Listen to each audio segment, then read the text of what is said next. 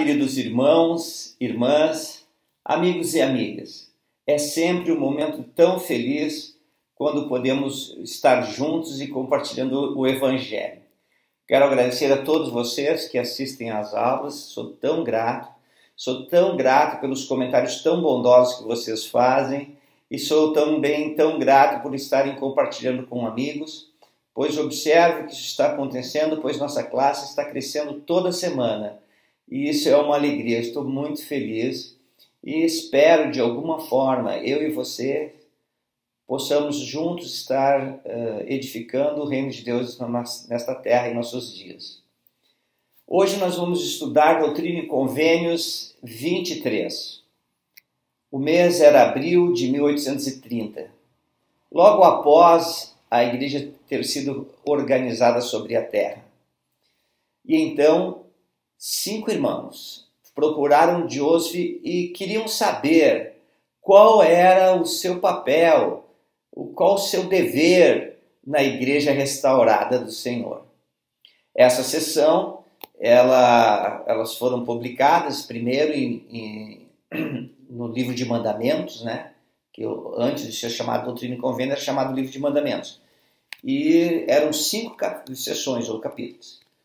Depois, em 1835, quando Doutrina e Convênios foi impressa, essas 5 foram aglutinadas numa única sessão, que é a Doutrina e Convênios 23, que nós estamos estudando hoje. Eu gostaria que você pudesse pensar, se você tivesse a oportunidade de viver na época de Joseph, a igreja recém-restaurada naquele mesmo mês, e você, junto com outros irmãos ou irmãs, chegassem próximos do profeta e perguntassem: qual é o meu dever na igreja restaurada? Gostaria de fazer essa pergunta, irmãos e irmãs, pois esses irmãos fizeram. Mas antes de continuar, você pode procurar em Doutrina e Convênios, em várias ocasiões você encontrará o Senhor falando assim, o que digo a um, digo a todos. E eu gostaria de lembrar, então, para nós, que quando o Senhor determinou, através de revelação, os deveres de algumas pessoas, nós podemos lembrar que Ele também falou que digo a um, digo a todos. Então, as palavras que foram ditas a eles se aplicam a nós em nossos dias também. Vamos começar lendo o versículo 1 e 2, então. Diz assim: Eis que te digo algumas palavras, Oliver. Eis que abençoado és, e não estás sob condenação alguma. Acautela-te, porém, contra o orgulho, para que não caias em tentação. Dá a conhecer teu chamado à igreja e também ao mundo. E teu coração será aberto para pregar a verdade de agora em diante e para sempre. Amém. Fim da leitura. Interessante que o Senhor fala assim, não está sob condenação alguma. Como nosso Pai Celestial, Jesus Cristo, são maravilhosos, misericordiosos, fantásticos. Não tenho adjetivos capazes de descrever quão bom eles são para conosco e quão diferente de nós eles são.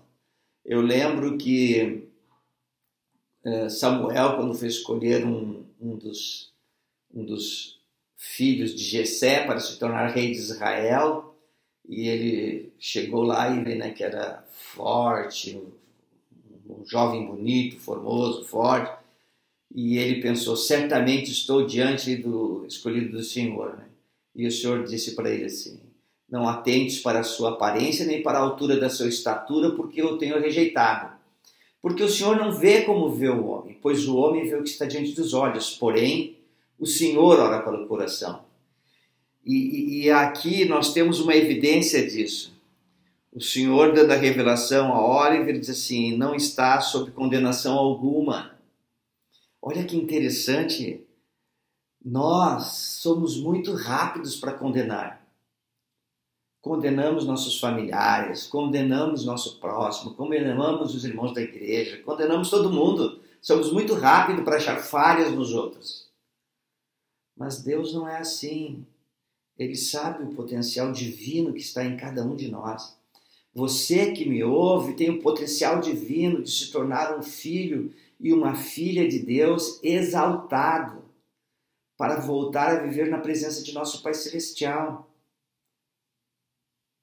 Como é diferente a visão do Senhor, né?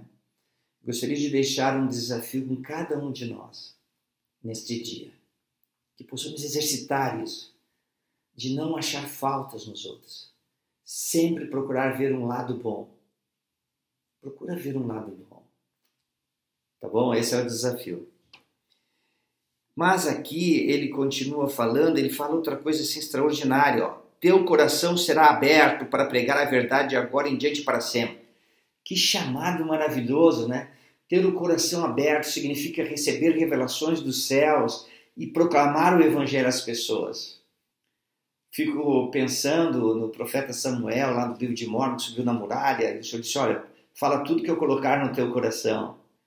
Já pensou que eu e você podemos fazer alguns comentários sobre viver o evangelho, sobre nossa própria vida, as pessoas, e elas poderão ver nisso um discípulo, uma filha de Deus, poderão ver o amor do Salvador em nossas palavras, no jeito que nós falamos, no jeito que nos vestimos, na maneira como tratamos nossos familiares, na maneira como somos. Que coisa fantástica! A nossa vida pode ser um símbolo do Salvador, vivendo em retidão, buscando sempre o Pai Celestial.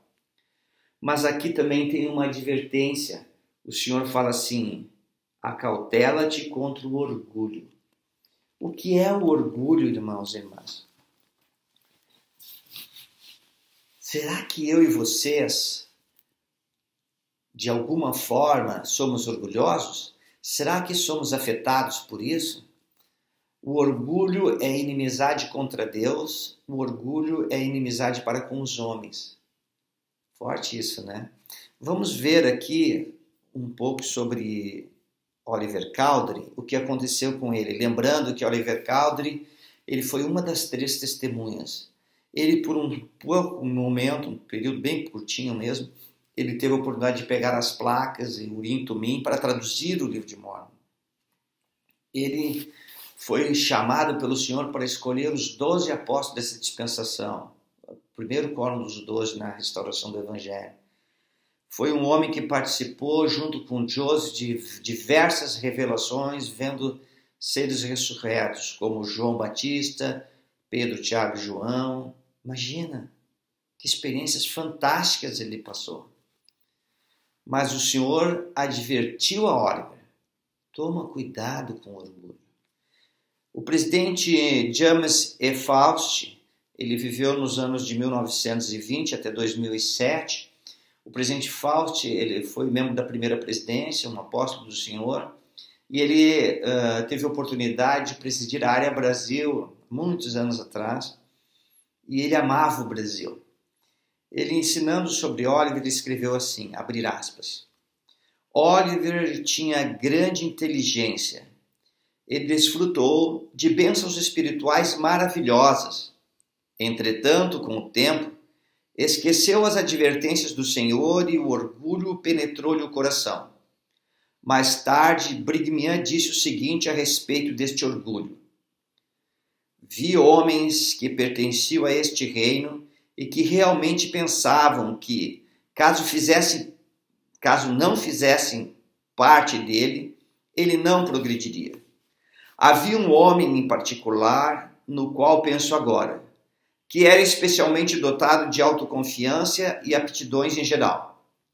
Ele disse muitas vezes, de forma indireta, que esse reino não mais progrediria caso ele o abandonasse. Falo de Oliver Cowdery. Ele abandonou o reino, que assim mesmo continuou a crescer e triunfou sobre todos os inimigos, mantendo em segurança aqueles mantendo em segurança aqueles que permaneceram fiéis. Fechar aspas, fim da citação. Isso está na Liahona de julho de 1996. Também, olhando no manual do Instituto, tem um comentário aqui sobre Oliver. Diz assim, abrir aspas, quando surgiram dificuldades entre os santos em Kirtland, Ohio, em 1837, Oliver Cowdery se desentendeu com o profeta Joseph Smith e outros líderes da igreja e mudou-se para Missouri. Em 1838, os líderes da igreja que estavam em Missouri acusaram Oliver Cowdery de perseguir os líderes da igreja com processos judiciais vergonhosos, tentando destruir a reputação de Joseph Smith, não aceitando a autoridade eclesiástica sobre os assuntos seculares, vender terras no condado de Jackson e abandonar seu chamado como presidente assistente da igreja, passando a exercer a profissão de advogado. Oliver recusou-se a comparecer perante o conselho, mas respondeu por carta. Ele negou o direito da igreja de digitar o modo como deveria conduzir sua vida particular e pediu que sua ligação com a igreja fosse cancelada.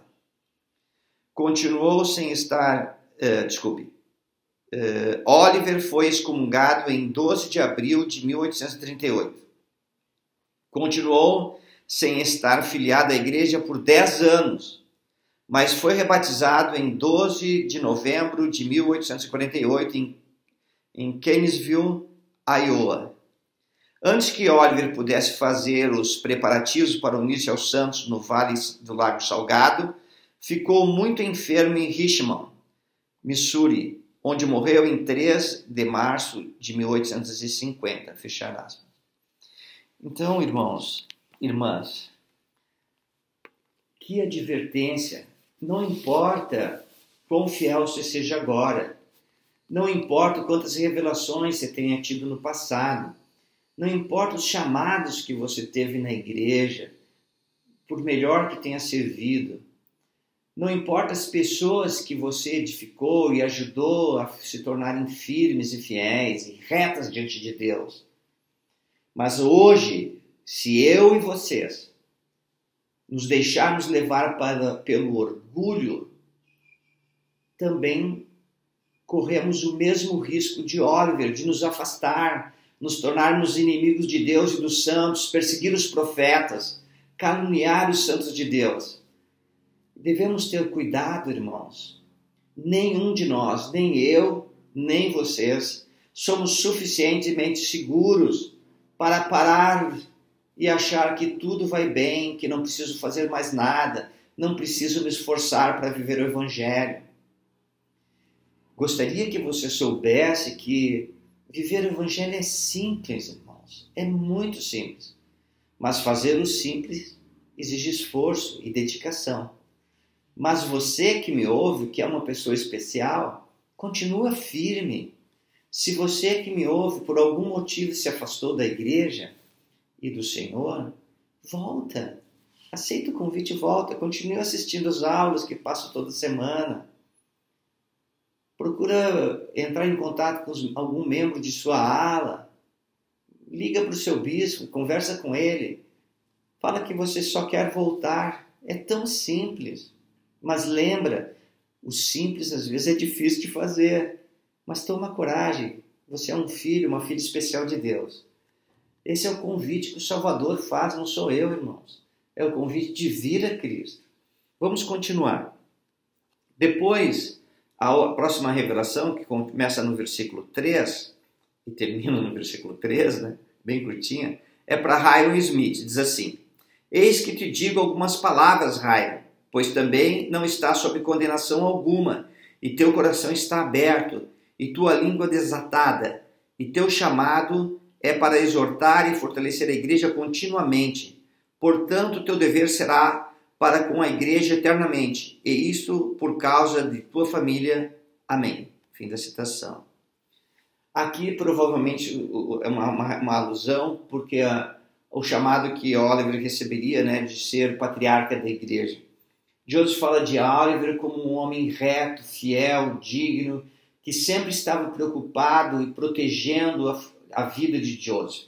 No final, Oliver recusou-se a ficar e acompanhou Joseph à cadeia de Cartagem. E ali os dois foram martirizados e selaram com sua própria vida, com seu sangue, o testemunho de que Jesus Cristo vive, que a expiação é através do Salvador Jesus Cristo, que o Senhor chamou novamente profetas sobre a terra.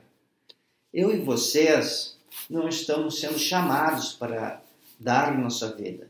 E espero que, se um dia formos chamados a isso, que possamos com honra, alegremente, continuar firmes no testemunho do Salvador. Mas o Senhor não tem pedido isso de nós.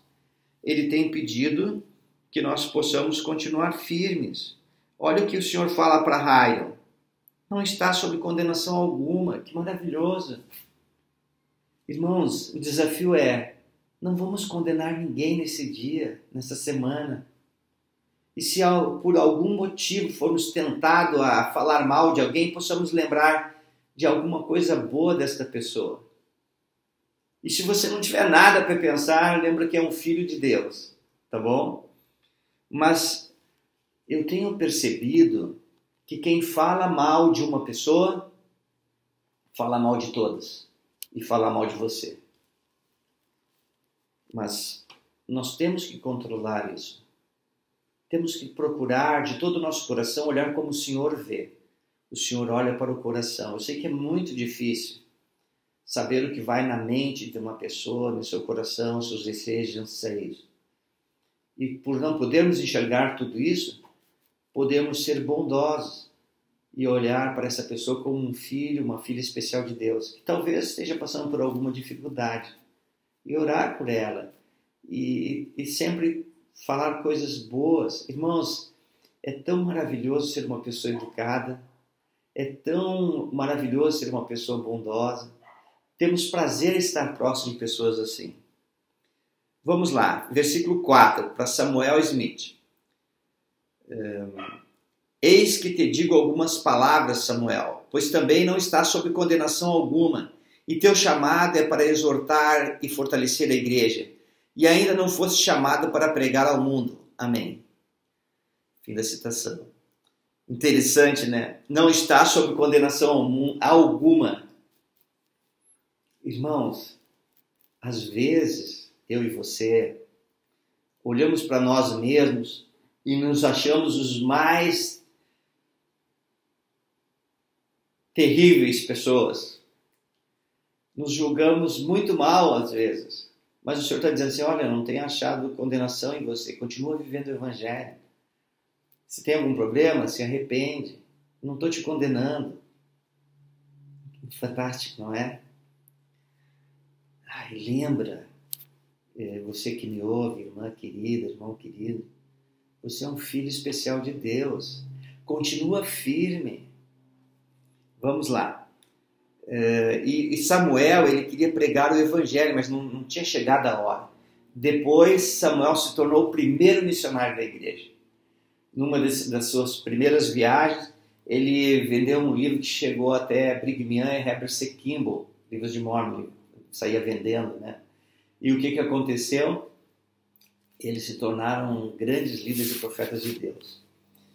Naquela época, eles estavam vendendo o livro de Mormon, a igreja não tinha recursos. Mas hoje, a igreja ela doa livro de Mormon para as pessoas.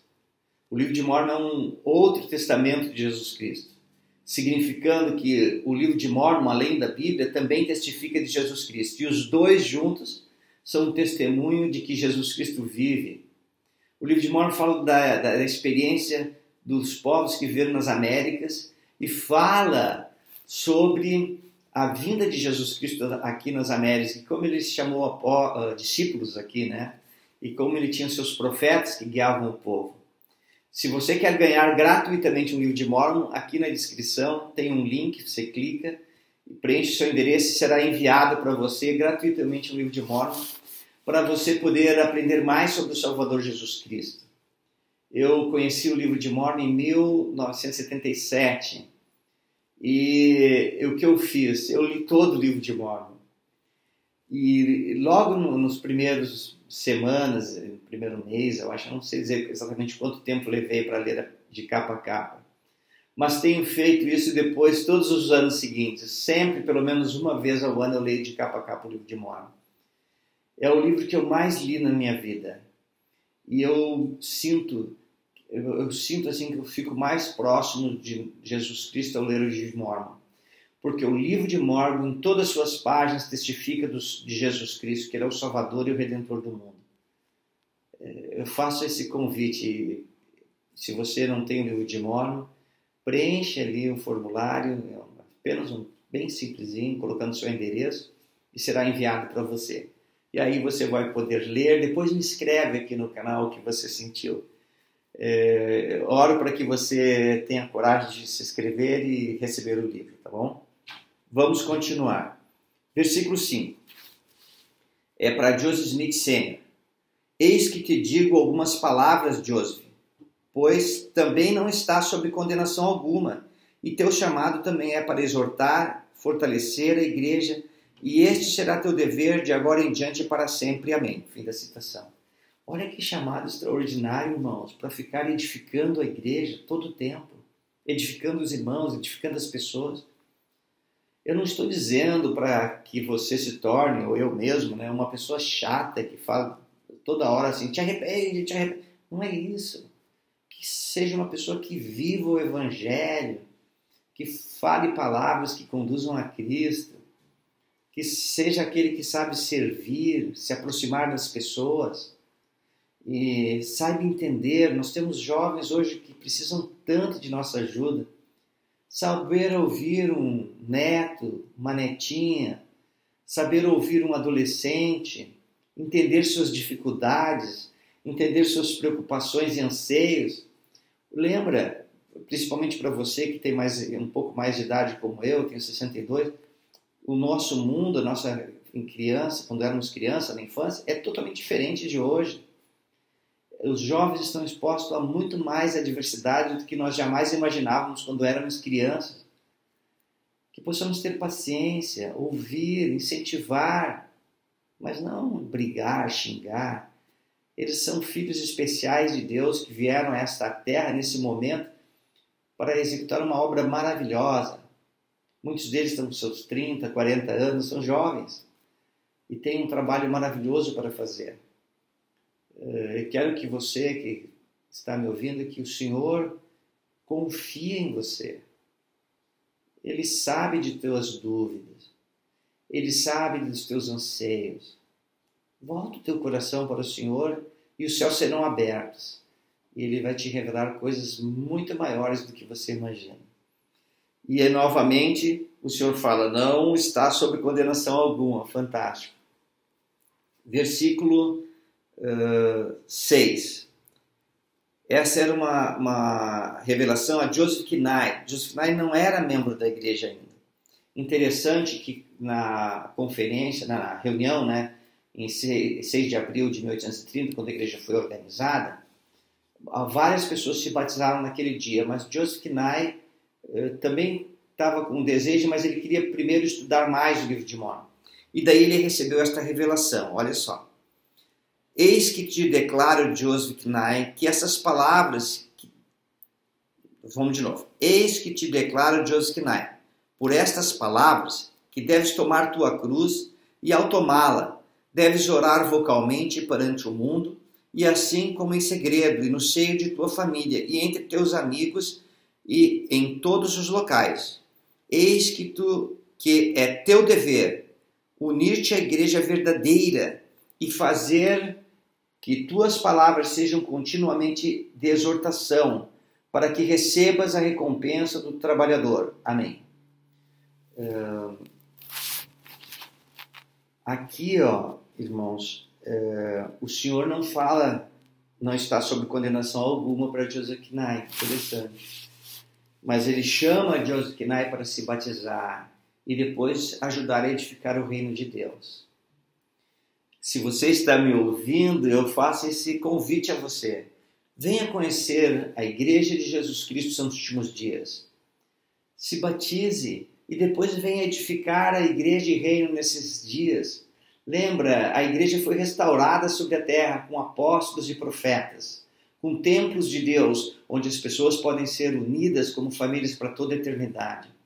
Onde as pessoas que já faleceram, nós podemos fazer a obra vicárias por eles. Porque no mundo espiritual, depois desta vida, o Evangelho continua sendo pregado. E nós podemos ajudar nossos antepassados que já se foram, fazendo o trabalho vicário por eles. Uma coisa interessante eu e minha esposa, nós estávamos lendo e ponderando sobre esses versículos, e ela fez um comentário muito interessante. Ela comentou assim: o Evangelho é muito mais simples. O ser humano coloca muitas regrinhas. Interessante, né? O Evangelho de Jesus Cristo, ele é simples. O Senhor pede a nós, eu e você, que possamos vivê-lo. Lembra, você é um filho ou uma filha especial de nosso Pai Celestial que te ama. Continua firme, continua vivendo o Evangelho, estuda as Escrituras. Aqui ele fala de ora, entra no teu quarto, ora em voz alta, ora com tua família. Faz com que o Evangelho possa ser vibrante no teu coração, na tua vida. E esse é o meu desejo do coração que eu deixo com você hoje. Em nome de Jesus Cristo, amém. Tchau, tenha um ótimo dia, seja feliz, não julgue ninguém, hein? Não julgue ninguém. Abraço, tchau.